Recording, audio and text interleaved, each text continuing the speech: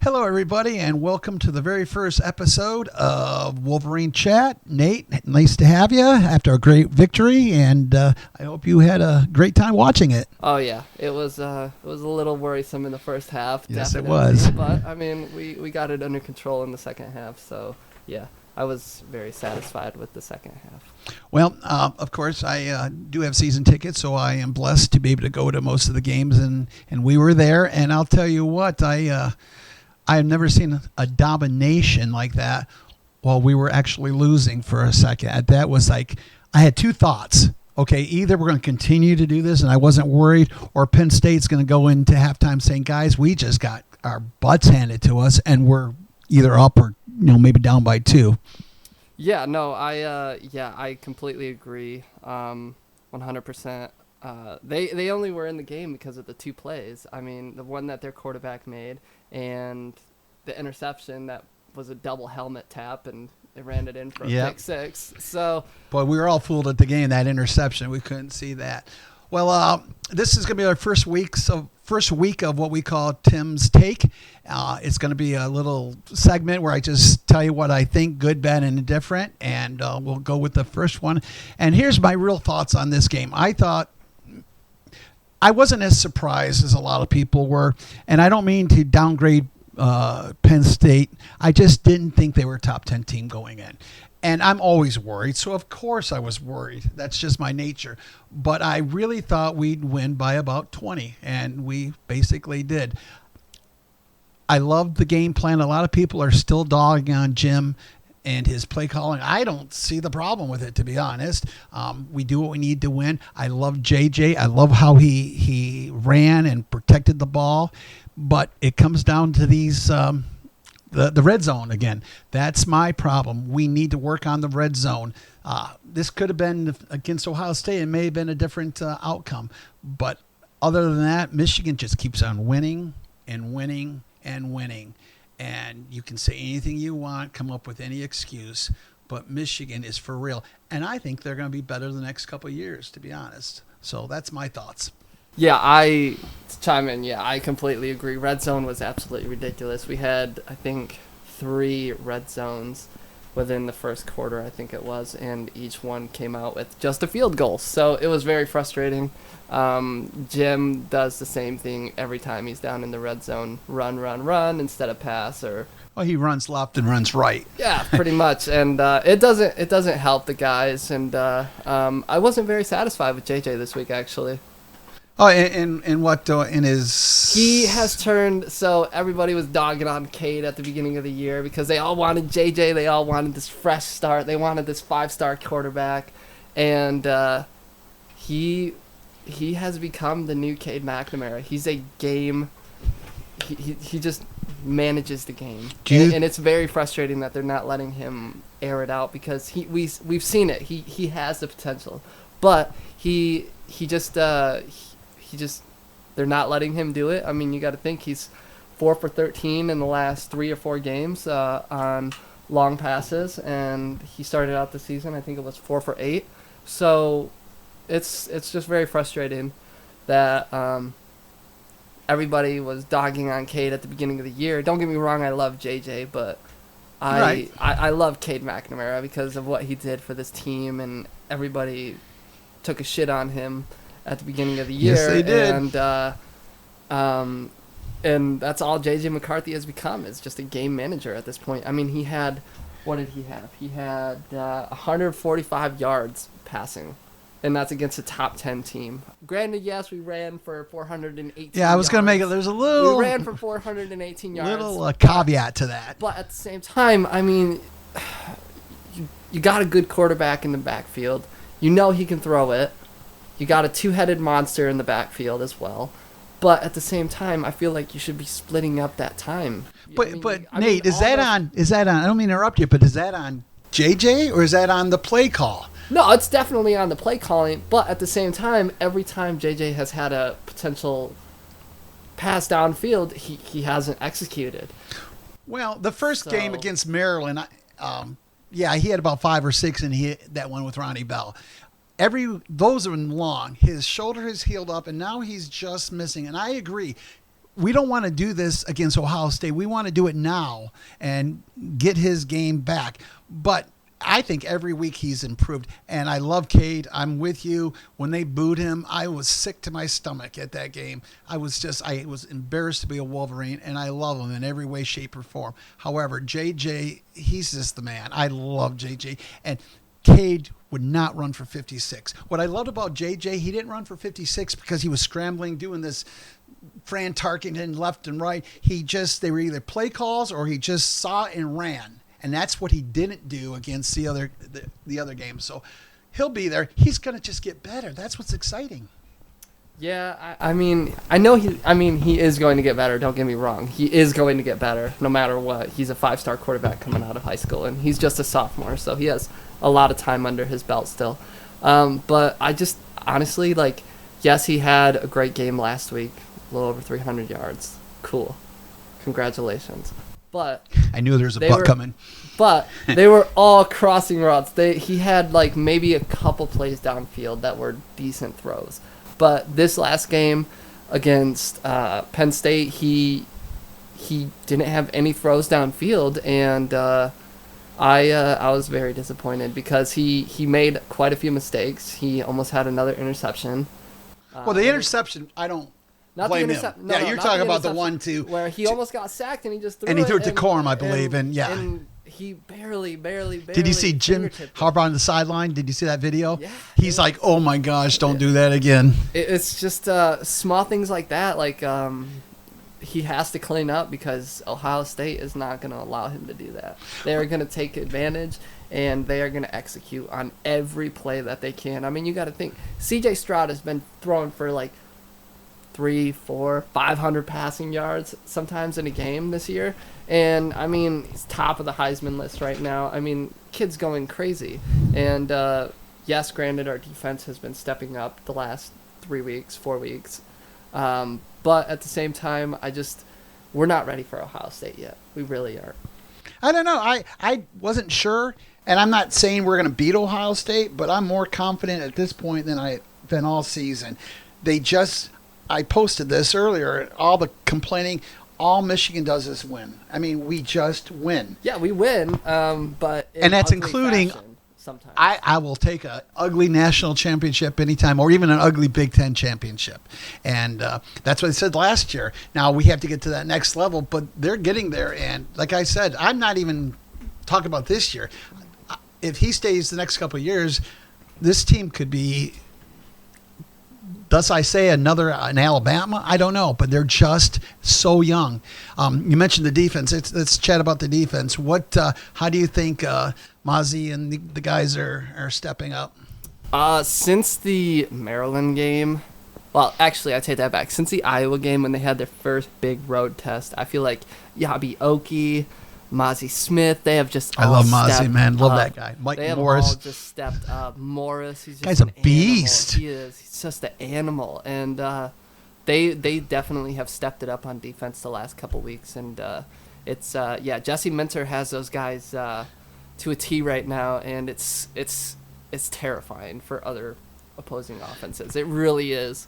For other opposing teams, I feel terribly sorry for them that they have to go up against that defensive line, is because it's absolutely disgusting. Dare I say, overall, they're a better defense than last year? Almost. You don't have David Ojabo, and you don't have Aiden Hutchinson. Couple names that they did okay last year. But that's where Yabi Oki comes in, and Mozzie Smith and Mike Morris. They just all have stepped up since we lost those two guys last year. And it's they've been playing really well. The only thing I am concerned about, yes, we get we get to the quarterback and whatnot. That's awesome, but I mean, we only had 2 sacks this week.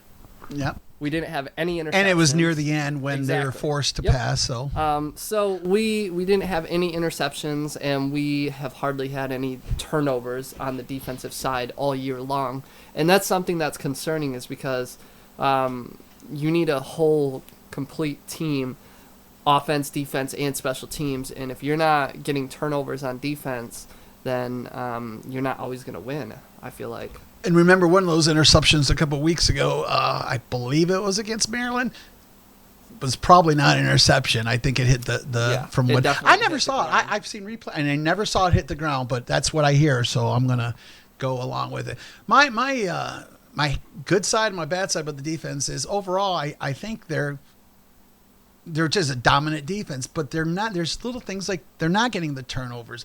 They're putting pressure on them, but they're not getting the sacks until the end. The numbers look great, but everything you have to look at in context. And when you're forced to pass, these teams, Michigan's going to just turn it up, Minter's going to turn it up, and just rip you apart. And I'm nervous every week. I'm nervous against Michigan State, and we'll have an episode previewing that. But what do you think about Michigan State coming up? I root for Michigan State when we're not playing Michigan. Boo. But Sorry, people. I was hoping they would lose this week. I really was, because then it would just give Michigan some more momentum. But the 29th is just a trap game again, just like Iowa, just like Indiana was. It's just a big old trap game. We never thought it'd be. Oh no, I was thinking they play Illinois after that, and they play Nebraska after that, I believe. So okay, which I'm not worried about. But who thought Illinois would end up being a worrisome game before Ohio State? Yeah, no, Illinois has been playing different this year. They really have. So Nate, before we end this first version of Wolverine Chat, let me. I know you. It was kind of funny. I had Jake Moody in 1.5 betting over. Oh, and you told me before the game, go under. And of course, you know your stuff, so I took your word. And how many field goals did he have? Was he over 1.5? Went 4 for 4 on his field goals. Something just told me 4 for 4 on field goals. Which is good and bad, isn't it? No, I feel like it's not, though. I mean, we have, one of the best kickers in the country. I mean, he went 4 for 4. He accounted for 15 points. That's almost half of our points. So... But why did he... What award did he get last year for the most field goals or the best kicker or something? But why does he do that? It's because we don't get it. Now, what I like Jake Moody is when we get stalled out to the 30 or something like that. But when we get to the 10-yard line... And we stall out, we get a 3 and out because we just run. It just seems they're like, I'm not comparing to the Lions, believe me, but the Lions always had issues with that. It seems all teams in Michigan, they get to the 10, they move the ball, then something happens. And even Michigan, and it drives... I feel like Harbaugh just settles at that point when he, second and long in the, 15, 10-yard line, he just settles. And he's like, all right, well... Even if it's a 4th and 1 or 4th and 2, he'll just settle for a field goal, and you're on the 3-yard line. Right. And that's something that I love and hate about Dan Campbell, but we're not getting into there you that go. right now.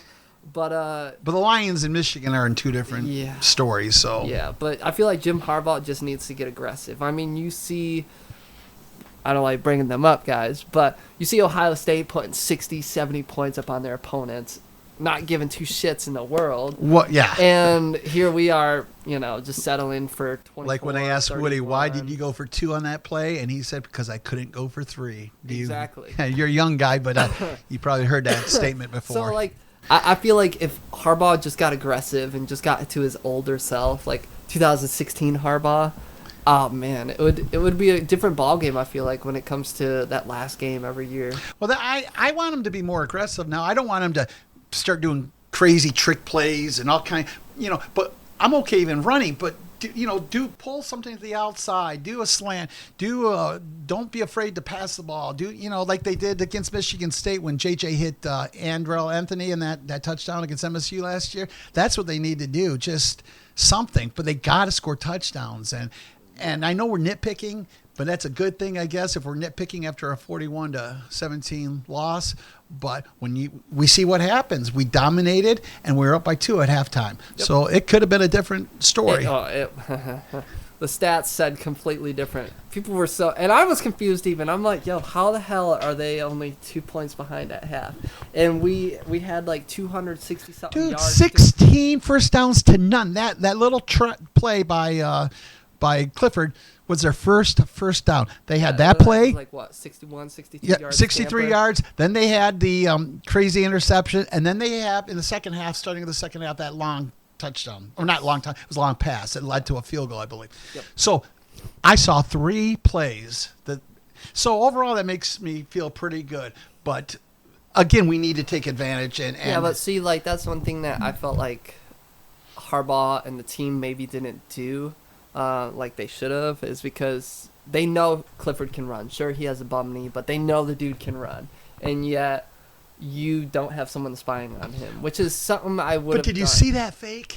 It was ridiculous. We all in the stadium, we're all cheering, and then he's at the 30-yard line. Yeah. But you know what the best part about that play? There's the best part about that interception, and the best part about that play was both. It didn't matter in the end, but Michigan running him down. JJ ran as hard as he could on that interception and just missed him. And then we stopped the guy. I forget who it was. It was Mike Sandstrom. Yeah. Or no, it was. No, it wasn't. It was DJ. It was Turner. Yeah, who ran him down and stopped him. That is what I love about this team. People don't see that stuff, but these guys, they never quit. And I'm telling you, I'm excited. We'll see what happens, but we got to get by Michigan State next. And I don't care what it is. I don't care if they're 0-A until we get that W. Yeah, I mean, you got to think we were up 17 last year. We killed them last year, and then we ended up losing. But they don't have a certain number 9. Yeah. So they're not the same team that they were last year, but it's still a trap game, and I'm still worried about. Of course, you and I are a lot that way. No matter what it is. Until Iowa. At the end of the day, I have to change like 3 shirts because my pits are sweating every time. Well, I remember Iowa. How are we going to lose that? We can't. But then I'm like, why am I so nervous? But it's just the way it is. Iowa had one of the top defenses in the country, and one of the worst offenses in the country as well. So it was a catch-22 at that point. But I mean, we still overcame it and came out with a W. But I just feel like we just need to get more aggressive as the season progresses. Sure, we're 7-0, cool, that's awesome, but we need to be a dual threat. That's why you have a great quarterback in the backfield. Yes, you have 2 great running backs in the backfield, that's awesome, but you have a quarterback that has the arm strength, who has the talent, and yet you're 100. But don't you think the teams know that, and that's what's helping our yards? But that's what's helping our run game, if you ask me, because people know he can throw. Even when they throw it and he misses, it's telling you a signal. Hey, we can go downfield too. So I think it keeps them on their heels. It's my opinion. So it'll get there. I think it's not all crossing. He had some nice passing, 30, 40 yards down the field. My question is, why don't they roll him out more? Excuse me. That's when he's deadly. When he's rolling out and he throws on the run, the guy just has a cannon, and it's just roll him out. He's not a pro-style quarterback, in my opinion. For some reason, they do a lot of under the center plays compared to rather than like shotgun passes or even play action. Like once you get the run game going, it opens up. Set up the play action, and they don't do it. They don't execute. I agree. I can be better. It's very frustrating because we know we have the talent, and yet they're just nonchalantly running for 418 yards. I mean, I'm not complaining. A W is a W, but still, you guys are all so excited about J.J. McCarthy, but yet here he is throwing 145 yards in a top 10 game. Well, again, I don't know if I hold that on him, but I hold that, and I want to see him open it up every week. You notice Indiana, and he did have 300 yards in the second half. Well, but a lot of it was, you got to think, a lot of it was little short crossing routes. I mean, he probably. Well, you need to watch the game again because it was more than just. I don't have the stats in front of me, but he goes not. I mean, when I say downfield, I mean the middle. Patterns he is very accurate with. Where Cade, you know what? Cade did that last year too. People don't remember that because they remember this year where he really sadly just was rough. But last year he did against Wisconsin, against Michigan State. He hit the tight end. He was hitting what's his name? All on a lot of guy I was sitting next to at the MSU game. He just like, man, does he ever miss that? But I'm like, yeah, they do, unfortunately. But anyway, well, before we go on and finish this, thoughts on Michigan State, and then we'll let it go. Yeah, it's just a trap game. If Michigan can just do what we did last week and the week before that and the week before that, they'll be A-okay. Run with that 2-headed monster in the backfield and let JJ let JJ air it out. Let JJ be JJ, right? Yeah, well, they we'll need give to our let that predictions man on air our it out. preview game, but I'm like you. I'm worried, but not worried. But if Michigan just plays their game, MSU just doesn't have the horses to stay with Michigan. It's going to be Michigan's going to beat Michigan if somehow if State beats Michigan. I'll tell you what. People are going to be mad at Jim. I don't care what he does. You've got to beat Michigan State. This is their Super Bowl. They have nothing, especially this year. Yeah. You know. I was really upset last year because we came in and destroyed Ohio State, but we couldn't Beat Michigan State. So that's I know that's Jim's goal every year: beat Michigan State, beat Ohio State, win the Big Ten championship, win the national championship every year. That's his goal every year. Those are great goals, but you can't do 2 of them or 3 of them and not beat the first team. You got to start off with. And Michigan I could go State down the and history of all the games: the rain out, the monsoon that we lost, the punt. I mean, the games we won, we dominated. The ones we lost, we should have won. How? And then 2020, of course. But you know what? Woulda, coulda, shoulda. State's found a way to beat us. Every time. And I don't know what else to say other than it's not like they're killing us or dominating. No, we're doing well. You let the foot off the gas and Amen. And you start making mental mistakes and they'll come and bite you in the ass. That's for sure. So. Well, this was fun. I appreciated it. We're looking forward to our Michigan State preview. We'll give our picks. Maybe we'll talk about a few other games in the Big Ten and what's going on, and we'll take it from there. But thanks so much, Nate. I appreciate it. It was nice talking to you. You had a few good takes, yeah. and I agree with you on most things. So go Blue, and we'll talk again. Go Blue.